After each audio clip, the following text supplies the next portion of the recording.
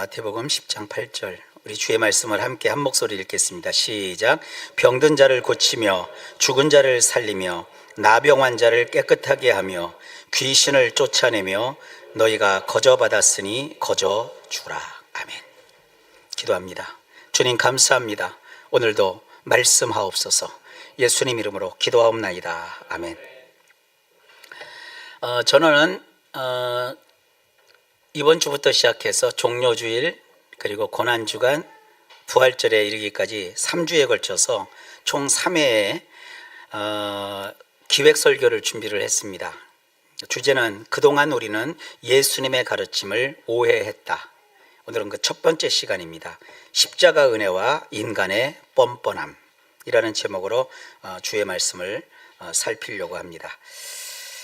오늘 마태복음 10장 8절을 보면 참 놀라운 말씀을 우리 예수님이 명령으로 하세요. 병든 자를 고치며 죽은 자를 살리며 나병 환자를 깨끗하게 하며 귀신을 쫓아내되 너희가 거저 받았으니 거저 주라. 이 말씀에서 나병 환자는 이게 성경 번역에서 바꿔야 되는데 여전히 안 바꾸더라고요. 나병 환자, 나병이라는 것 자체가 성경에 없어요. 이게 악성 피부 질환입니다. 이 말씀은 예수님께서 12제자를 세상으로 파송하시며 주신 명령입니다. 예수님은 제자들에게 아주 놀라운 능력을 주셔서 세상으로 내보내셨어요. 의학을 공부하지 않은 자들이었는데 그들에게 우선 병든 자를 고치는 권능을 주셨어요. 이 기독교의 영역 속에 의사가 아닌 우리를 통해서 병을 고치는 이런 권능을 주님이 주세요. 이건 의학을 무시하거나 믿음 없으니까 약 먹는 거야, 약 먹지 마, 이렇게 하는 이상한 짓 하라는 얘기가 아니에요. 우리 예수 믿는 분들에게는 이렇게 병 고치는 권능을 하나님이 나타내시는 은사로서 한 영역이 있다는 것을 잊지 마십시오. 그리고 단지 연약한 인간에 불과한 그들에게 이건 사람이 감히 할 수 없는 일까지도 주님이 시키세요. 죽은 자를 살리라. 죽은 자를 살리는 능력도 주님이 나타내도록 하셨고요. 그 당시 오늘날 우리가 상상할 수 없는 우리 성경엔 나병 환자라고 번역한 악성 피부병을 앓고 있는 수많은 사람들을 깨끗하게 그 자리에서 하는 신통방통한 그런 능력을 주셨고 또 사악한 온갖 잡귀, 귀신들과 마귀를 퇴마하는 권세까지 주십니다. 이런 능력과 권세를 제자들에게 주신 예수님이 오늘 본문에서 아주 신신당부를 하세요. 그 놀라운 영적 권능과 구원의 은혜를 너희가 대가 없이 거저 받았으니 그것 가지고 장사를 하거나 너희들 자신의 이익을 구하지 말고 거저 베풀라. 이 말씀을 하십니다. 그런데 예나 지금이나 상당히 많은 사람이 이 놀랍고 아름다운 가르침을 크게 오해하려는 경향이 있어요. 예수님의 이 말씀은 이러한 것을 베푸는 자가 자발적으로 가져야 되는 내면의 마음가짐을 위한 주님의 권고이거든요. 그러나 어느 순간 우리는 이 말씀을 받는 사람, 수혜자가 당연히 누려야 할 권리 혹은 남에게 당당하게 요구할 수 있는 청구서로 오해하기도 합니다. 예를 들면 이렇습니다. 교회 안에서 성도들 간의 관계에서 이런 오해가 발생을 해요. 누군가와 동업을 하거나 도움을 주고받을 때 교회 안에서 얘기입니다. 속으로 이렇게 생각하는 경우가 있어요. 저분은 장로님이고 권사님인데 예수님께 은혜를 거저 받았으니 나한테 물건값을 깎아주거나 자기 손해를 기꺼이 감수하는 게 당연한 게 아닌가? 아주 오래전 일입니다. 저에게 장문의 문자가 한 통 왔어요. 아주 심각한 내용이었어요. 그 집사님이 자기가 쓴 게 아니라 자기가 받은 내용을 그대로 저한테 보내면서 목사님 이걸 어떻게 해야 됩니까? 장문의 내용을 쭉 보니까 집사님은 교회에서 돈도 잘 벌고 집도 잘 살고 그러신데 왜 나같이 가난하고 불쌍한 사람을 안 도와주십니까? 그런 내용이. 제가 그걸 보고 깜짝 놀랐어요. 어떻게? 근데 그 논리가 얼마나 무섭냐 하면 예수님이 그런 부자들에게 너희가 거저받았으니까 가난한 자들에게 으땅히 나누어 주는 걸 하라고 명령하지 않으셨습니까? 그러니까 집사님은 지금 예수님 말씀을 어기고 있는 겁니다. 그러니까 당연히 나를 도와줘야 됩니다. 그런 내용이에요. 근데 성도님들이 참 겸손하시고 마음들이 좋으시죠. 그거를 놓고 상대방을 막 욕하거나 저주한 게 아니라 목사님 이런 제안을 받았는데 이걸 어떻게 해야 됩니까? 저한테 얘기를 하시는 거예요. 그런 겁니다. 특히 그 장사하시는 분들 되게 그런 경우도 많이 있잖아요. 당연히 교회 장로님이 하는 거니까 깎아줘야 되고 권사님이 하는 거니까 그 다 싸게 해줘야 되고 자기들은 손해를 봐도 되고 나는 이익을 챙겨야 되고 이런 생각들을 은연중에 사람들이 갖고 있어요. 여러분, 베푸는 자가 스스로 우러나와야 할 선의를 내가 당당히 뜯어내야 할 마땅한 권리처럼 그렇게 들이미는 경우가 발생해서는 안 됩니다. 근데 은연중에 우리가 그런 것을 해요. 가정에서도 마찬가지입니다. 가정 안에서 가족들을 향해 오해하는 경우도 있어요. 아내의 뼈 빠지는 수고나 또 남편의 무거운 헌신을 보면서도 고마워하기는커녕 당신도 믿는 사람인데 명색이 직분자인데 나한테 이 정도는 거저 베풀고 무조건 참아줘야 되는 거 아니야? 이렇게 하더라고요. 이것도 실제로 있었던 일이에요. 남편이 아내에게 대해 하지 못할 짓을 했어요. 자기 아내 외에 다른 사람들을 이렇게 이상한 짓을 하고 다니는 거예요. 아내가 그걸 알았어요. 남편한테 왜 그렇게 하느냐고 이제 얘기를 한 거예요. 근데 이 남편이라는 사람이 뭐라고 하냐면 네가 교회 집사인데 이 정도도 못 받아줘? 그러는 거예요. 와, 그 미칠 노릇 아닙니까? 그 얼마나 괴로운 일입니까? 배우자의 눈물겨운 희생을 마치 내가 받아야 될 당연한 청구서처럼 요구하는 경우가 가정 안에 참 비일비재합니다. 예수 믿는 것이 무슨 죄입니까? 할 말도 못하고 감정도 표출도 못하고 그냥 눈물만 짓는 참 그런 딱한 사연을 가지신 분들이 옛날에 있었어요.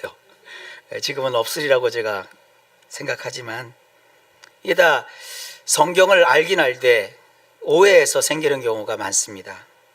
세상살이에서도 마찬가지입니다. 다른 사람에게 상처를 주고도 도리어 말씀을 무기로 삼아 이상한 일을 또 합니다. 자기 자신의 무례한 말과 행동으로 누군가에게 큰 상처를 입혀놓고도 진심으로 사과하기는커녕 이렇게 말합니다.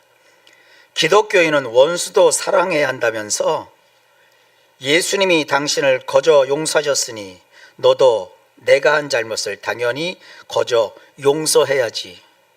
왜 아직도 그렇게 꽁하고 있어? 야, 이런 일이 얼마나 많습니까? 하나님의 거룩한 은혜의 말씀을 자신의 허물을 덮고 상대방의 입을 틀어막는 폭력으로 사용해버립니다. 이처럼 우리는 예수님의 가르침을 철저하게 왜곡하여 베푸는 자의 자리가 아니라 어떻게든 받아내려는 채권자의 자리에 서서 상대방의 숨통 조이는 누를 범하곤 합니다. 그래서 나온 말이 신은 죽었다라는 독일 철학자 니체의 말이 있어요. 이 신은 죽었다, 굉장히 도발적인 선언이죠.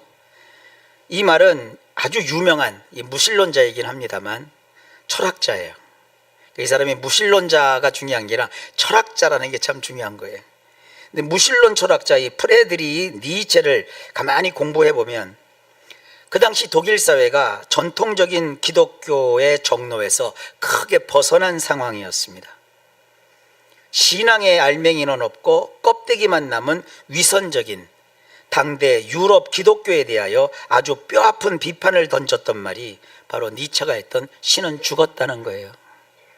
니체가 비판한 것은 예수님의 십자가 그 자체가 아니었습니다.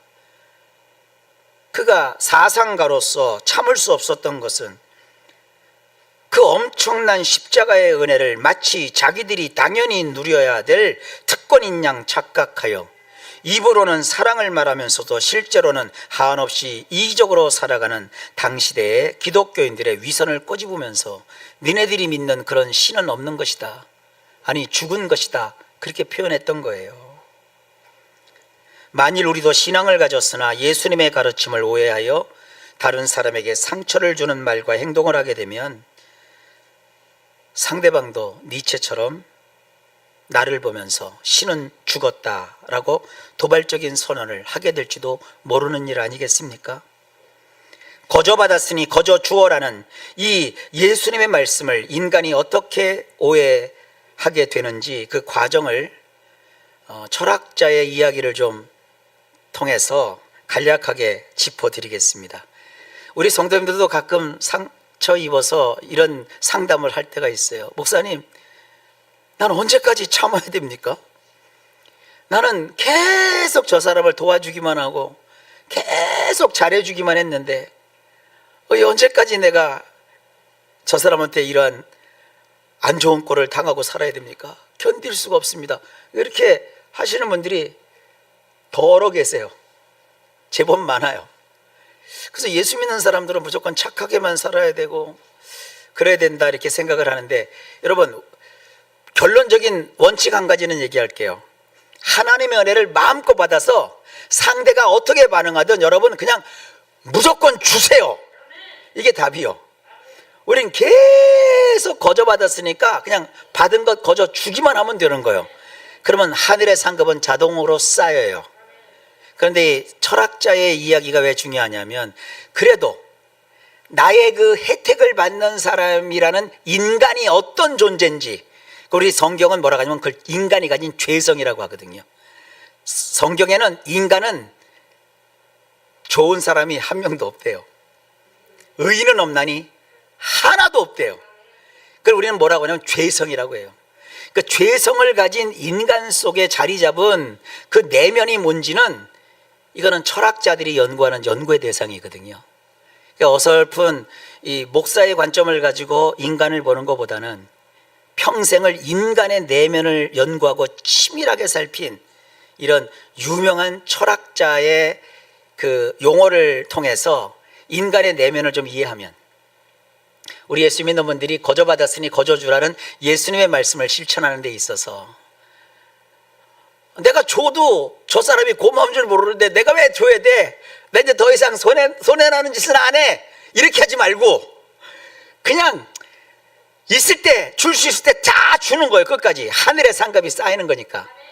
그러니까 여러분들에게 이 원칙을 제가 더 확고하게 심어주기 위해서 이 말씀을 준비했으니까, 인간이란 어떤 뻔뻔함을 가진 존재인지 적어도 좀 이해를 하시라고요. 이 예수 믿는 사람들이요, 참 이해를 못하니까 사실 예수 믿는 사람들의 정신건강이 좋지 않아요. 이건 의학계에서도 나오는 얘기예요. 이게 이렇게 상담을 보면 특히 예수 믿는 분들이 많이 갖고 있는 게 뭐냐, 메시아 증후군이에요. 나는 예수님처럼 해야 돼. 그래서 그냥 다 무조건 용서하고 무조건 참아주고 하다 보니까 속병이 들어버린 거예요. 그래서 예수 믿는 사람들이 정신적으로 되게 위험한 분들이 많아요. 빨간 불 들어있는 분들이 많대요. 그래서 그 정신과 의사, 특히 예수 믿는 정신과 의사들하고 이렇게 만나서 얘기를 하다 보면, 목사님, 성도들한테 이 정신적으로 그렇게 충격받지 말고 스트레스 받지 말고 살라고 좀 얘기 좀 잘해주세요. 설교 좀 잘해주세요. 그런 부탁을 받아요. 근데 이게 되나요? 너무 예수 믿는 분들이 예수님처럼 하면 된다라는 생각을 가지고 있는지 그냥 막 상처가 있더라고요. 그래서 오늘 인간이 뭔지 조금 알면서 여러분들이 인간을 이해하면 한 10개 상처받을 사람이 한 2-3개만 받고 말 거라고요. 그러니까 인간은 바뀌질 않지만 바뀌지 않는 인간의 내면에 어떤 것이 있는지 먼저 이해하고, 그 다음에 하나님 앞에서 우리의 그 죄된 인간의 우리 자신의 뻔뻔함도 좀 한번 살피려고 합니다. 자, 속으로 들어가 볼까요? 옛날 어느 마을에 두 농부가 있었어요. 한 사람은 넉넉했고 다른 한 사람은 늘 궁핍했어요. 그래서 한 사람은 이 부자 농부고 한 사람은 가난한 농부입니다. 어느 해 이 넉넉한 부자 농부의 밭에 창고가 모자랄 정도로 큰 풍년이 들었어요. 이 부자 농부는 창고 가득한 곡식을 바라보다가 문득 마음에 이런 깊은 깨달음이 자발적으로 스스로 찾아왔어요. 이 모든 풍요가 내 능력이 아니다. 내가 누리는 이 따뜻한 햇살과 단비, 비옥한 땅은 모두 거룩하신 하나님이 나에게 내려주신, 그래서 내가 거저받은 것이다.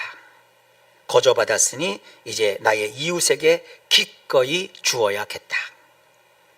그래서 그는 수레에 곡식을 가득 싣고서 이웃에 사는 가난한 농부에게 찾아가 기꺼이 자기가 농사지은 농산물을 나누어 줍니다. 그날 그 가난한 이웃집에는 온 가족들이 막 눈물을 팍팍 쏟았어요. 슬픔의 눈물이 아니라 감격과 감사의 눈물이었어요. 이 아름다운 일은 그 한 해로 끝나지 않았습니다. 하나님의 은혜가 부자 농부의 일상에 깊이 스며들자 부자 농부는 해마다 많은 수확을 얻게 되었고 그때그때 잊지 않고 자신에게 주신 수확을 기꺼이 가난한 사람과 나누었어요. 자, 니체는 인간의 도덕을 성찰했는데 인간의 마음속에는 스스로 우러나와 남을 돕고자 하는 이런 생명력이 있대요. 이런 생명력 있는 도덕을 그는 뭐라고 했느냐? 주인 도덕이라고 했어요. Master Morality라고 해서 주인 도덕. 부자 농사꾼의 마음이 바로 이 주인 도덕에 해당하는 거예요. 그 나눔은 누가 시켜서 억지로 쥐어 짜낸 것이 아닙니다. 율법의 잣대가 두려워서 한 것도 아닙니다. 내면에 채워진 하나님의 은혜가 너무나도 좋고 풍요로워서 일상 밖으로 자연스럽게 흘러넘친 참으로 고귀하고 자유로운 주인 도덕의 발현이었습니다. 이것이 바로 거저주는 자의 영적인 강건함입니다. 저는 우리 성도님들도 다 이런 주인 도덕을 소유한 그런 풍요로운 부자들이 되시길 주의 이름으로 축복합니다. 얼마나 아름답습니까? 그런데 인간 내면에는 이런 멋진 주인 도덕만 있는 게 아니에요. 인간 속에는 남을 돕는 것이 아니라 남을 끌어내리려고 하는 노예 도덕이라는 것도 있대요. 이 노예 도덕은 슬레이브 모랄리티라고 하거든요. 우리 이제 노예 근성 그렇게 표현하는데 철학자는 근성이란 표현을 안 쓰고 노예 도덕이라고 표현을 해요. 이 노예 도덕이 우리 속에서 어떤 식으로 발현되느냐 하면 부자 농부의 도움을 해마다 받았던 가난한 농부의 심리를 보면 알 수가 있습니다.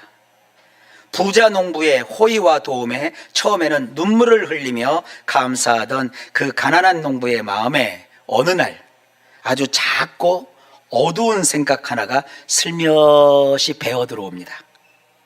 나는 왜 평생 이렇게 굽신거리며 받기만 해야 하는가?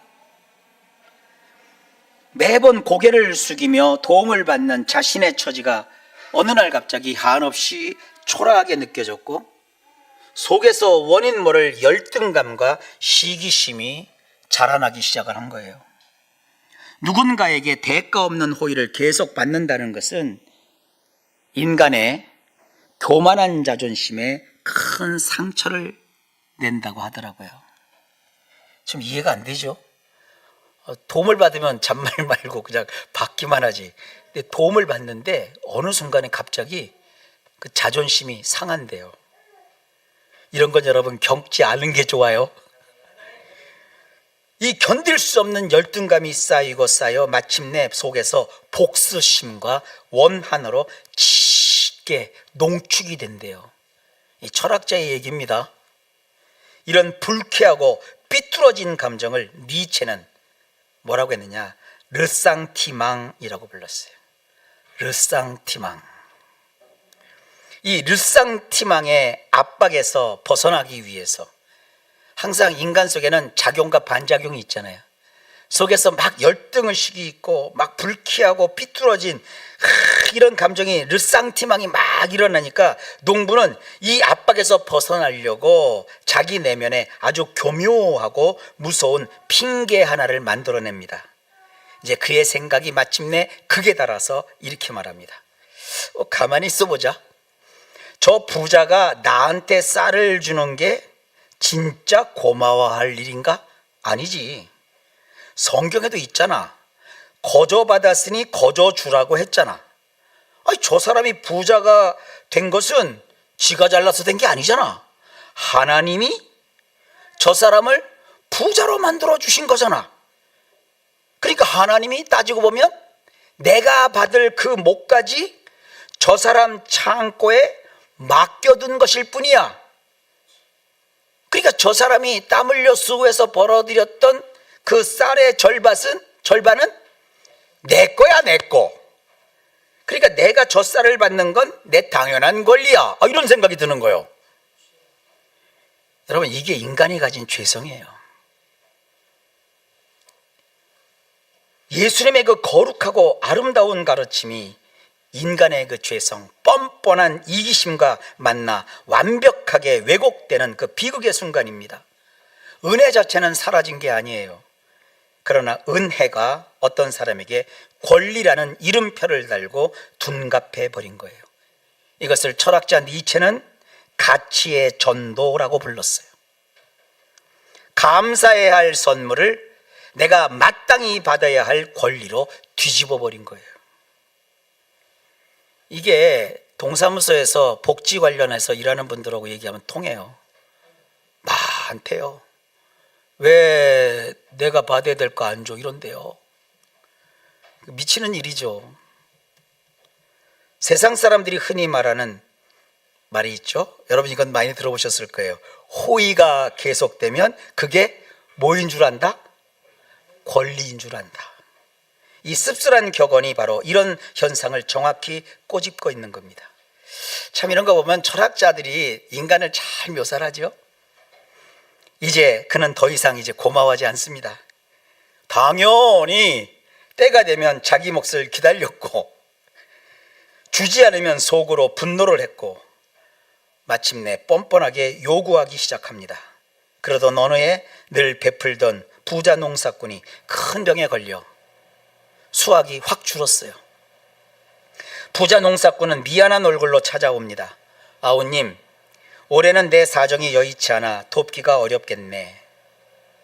그러자 가치의 전도에 사로잡혀 있던 가난한 농사꾼은 얼굴을 붉히며 삿대질을 하면서 크게 역정을 냅니다. 아니 형님, 거저주라 하신 하나님의 말씀을 잊었소? 어떻게 나보다 잘 사는 가진 자가 그렇게 째째하고 이기적입니까? 형님이 가진 것 다 하나님께 거저받은 것 아닙니까? 당장 내 쌀을 내놓으시오. 얘기는 여기서 끝이에요. 예수님이 세상을 치유하라고 주신 사랑의 가르침을 수혜자가 상대방의 주머니를 털어내고 자신의 탐욕을 정당화하는 차가운 청구서로 오해해버린 참담한 비극입니다. 거저받았으니 거저 주어라. 이 놀라운 예수님의 교훈은 베푸는 자의 마음가짐에 해당하는 가르침입니다. 이것은 거저받은 자가 이 말씀을 오해하면 받은 은혜를 당연한 권리로 착각하게 만듭니다. 누군가로부터 은혜를 처음 받았을 때는 그 대가 없는 호의에 기뻐합니다. 그러다 받기만 하는 처지에 어느 순간 르상티망, 받기만 하는 처지에서 뭔가 자존심에 상처가 생긴 상태, 이런 부정적인 감정이 자리합니다. 그러면 그 은혜를 당연한 권리로 가치를 전도하는 가치의 전도가 발생합니다. 그래서 성을 내고 당장 내 쌀을 내놓으시오라고 외치게 됩니다. 이거 우리말로는 파렴치한이라고 하죠. 우리 인간 내면에 일어나는 두 가지 도덕의 충돌이라는 것입니다. 우리는 마치 부자 농부처럼 하나님과의 사귐을 통해 내면의 자유와 은혜가 넘치도록 유지하여야만 합니다. 하지만 우리가 선한 영향력을 이웃에게 베풀 때 늘 잊지 말아야 될 사실이 있습니다. 인간은요, 남에게 받는 호의에 어느 순간부터 그 속에서 르상티망, 상처받은 자존심과 원한의 감정이 발동을 하게 됩니다. 그러니 선한 일을 하다가 우리 성도님들 절대 상처받지 마십시오. 인간이 원래 그런 거예요. 미워도 하지 마세요. 야, 이제 국물도 없어. 그러지도 말고요. 그럼 그 사람 굶어 죽잖아요. 그러니까 우리 교회가 이걸 잘 알고 계셔야 돼요. 우리 교회는 베푸는 교회가 될 거예요. 많은 사람을 도와야 되고 선한 일을 계속해야 됩니다. 그러면 목사가 혼자 하는 게 아니잖아요. 우리 성도님들이 위원회를 구성해서 각 분야마다 파트마다 도울 사람들을 정하고 도와줄 거 아닙니까? 그렇게 좋은 회의를 할 때마다 오늘 이 설교를 그때까지 기억할지 모르겠지만 기억하셔서 우리 목사님이 그랬어. 남을 도와주는 데 있어서 받는 상대방이 어느 순간에 가치의 전도를 일으킨다고 그랬어. 그래도 우리는 끊임없이 인간을 사랑하라는 주의 말씀을 따라 거저받았으니 거저주는 이 일을 계속해 나갑시다.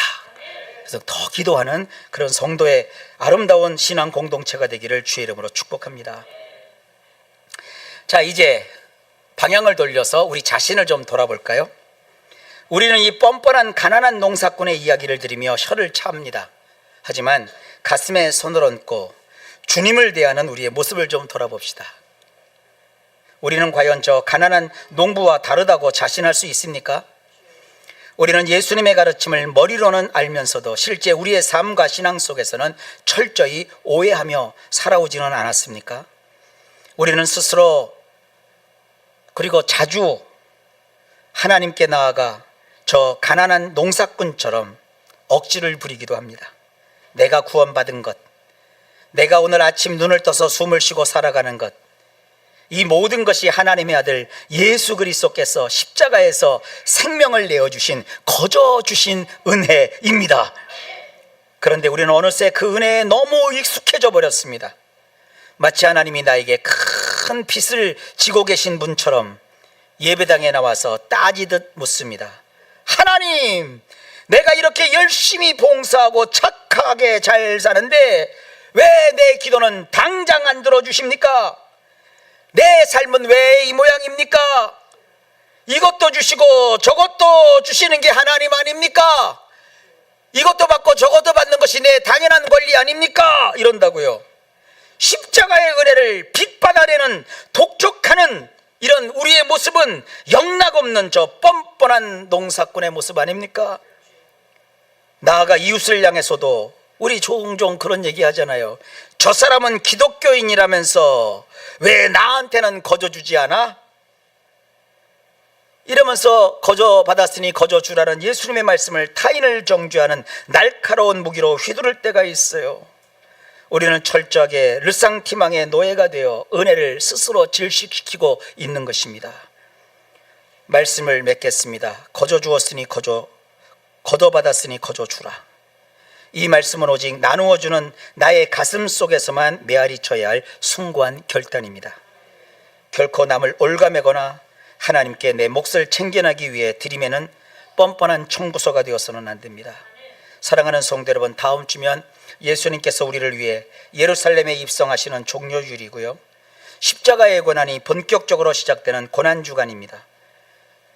은혜를 당연한 내 권리로 착각하며 살았던 우리의 르상티망, 그 뻔뻔하고 이기적인 노예의 옷을 십자가 앞에 모두 벗어던지시기를 바랍니다.